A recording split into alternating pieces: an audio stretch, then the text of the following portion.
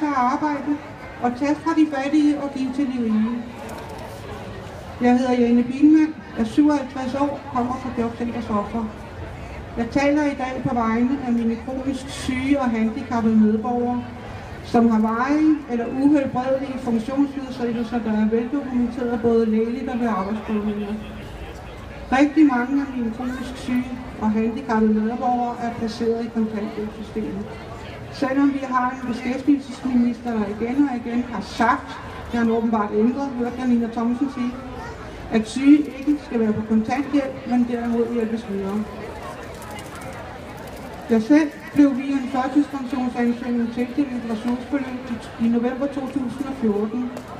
Før det var jeg på kontanthjælp i 3,5 år, og før det 1 år på sygedagpenge. Min egen historie er kort den, at jeg var ude for en alvorlig biltrafikulykke i maj 2010. Der pådrog jeg mig varige skader i knæ og ryg. Jeg arbejdede fuldtid som sosu-hjælper, men blev fyret på grund af min handicap. Jeg har aktivt søgt om at blive godkendt til flexjob siden august 2011, men her mere end 5 år efter har jeg stadigvæk ikke fået en afgørelse. Min kronisk syge ven, som jeg er bisidder for, har ikke været ansat i et ordinært job siden 1989. Det er 27 år siden. Han har været igennem et utal af beskæftigelsesindsatser i alle disse år. I 2005 søgte han om flexjob første gang, men her 11 år efter er han stadigvæk på kontanthjælp. Og Jobcentrets begrundelse er, at hans sag ikke er tilstrækkeligt belyst til, at de kan træffe en afgørelse om flexjob eller et alternativ som ressourceforløb. Hvis du for eksempel kommer alvorligt til skade på dit arbejde i morgen, eller går helt ned med stress, er det yderst vanskeligt at nå at blive rask og fuldt funktionsdygtig igen inden for de 22 uger, man kan få sygedagpenge i dag. Det er i dag også meget svært at få forlænget sin sygedagpengeperiode, så derfor ender man sandsynligvis på offentlig forsørgelse på kontanthjælpsniveau efter 22 ugers sygdom. Man møder måske et sundhedsvæsen, som ikke anerkender symptomer og skader, og man bliver måske afkrævet af en eller flere speciallæger at dokumentere, at man er helbredsmæssigt afklaret. Læger, som ofte har urimeligt lange ventelister. Og inden du ser dig op, er du måske havnet i de syges og handicappedes klub. Det er en klub, hvor medlemmerne oplever, at gældende love og regler alt for ofte bliver overtrådt. Lægekonsulenter, rehabiliteringsteam, sagsbehandlere og jurister ændrer ofte systematisk de diagnoser og erklæringer, borgernes læger har skrevet. Som jeg ser det, så sker det af 2 årsager. Beskæftigelseslovgivningen muliggør det, og skiftende regeringer har i årevis tvunget sparekniven over kommunerne, hvilket tvinger dem til at skære på vores velfærd. Måske er det en af grundene til, at syge og handicappede fastholdes i jobafklarings- eller ressourceforløb i årevis, samtidig i flere årtier. En anden grund kan være, at regeringen jo har dikteret kommunerne, at kun meget få må få tildelt førtidspension og flexjob. Vedrørende førtidspension, så er det sådan i dag, at man skal være mere død end levende for at få en førtidspension. Og mange af uhelbredeligt syge mennesker er faktisk døde, mens de ventede tålmodigt. Der har været en del mediedækning af sengepraktik.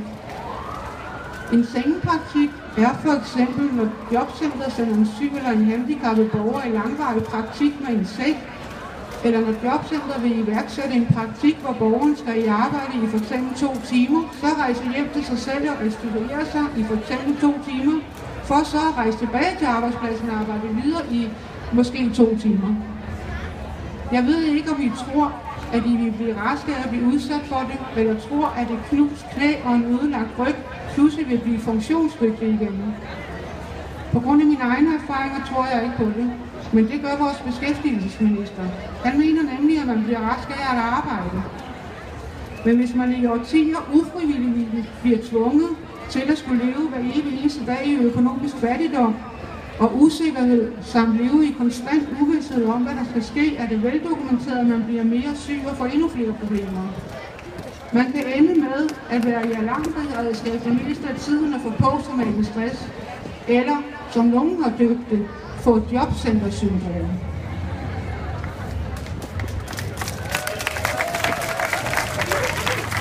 Tak. Så lad mig sige, at jeg kender rigtig mange, og lært rigtig mange syge og handicappede mennesker at kende igennem Jobcentrets Ofre og alle mulige andre fantastiske foreninger.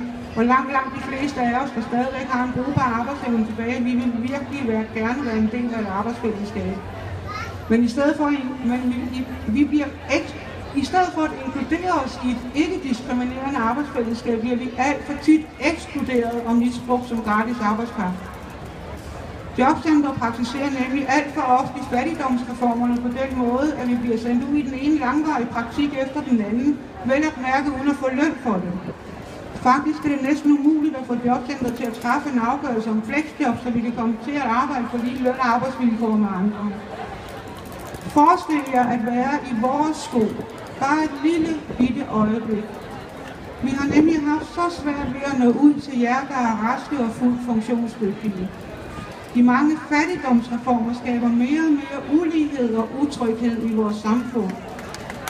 Verdenshistorien har mange gange vist, at det er en meget farlig vej at bevæge os ind på, og det er mig ubegribeligt, at vi ikke tager ved lære af det. Jeg håber derfor af hele mit hjerte, at alle jer, der er raske, vil kæmpe en fælles kamp med os, der er syge og handicappede, med fagbevægelsen og med politikere imod fattigdomsreformerne. Lad